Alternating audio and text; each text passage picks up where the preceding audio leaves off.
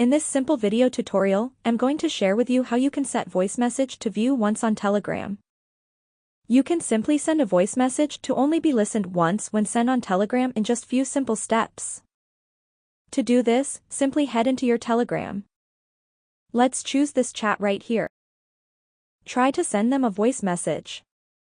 Slide it up to lock it in.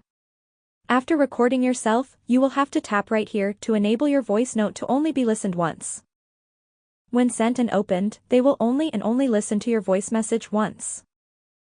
This can also be done to photos, videos, and documents you send on Telegram. That's how easy it is to set your voice message to view once. If you have any questions, just let me know in the comments section down below. Please don't forget to leave a like, share and subscribe for more video tutorials like this one.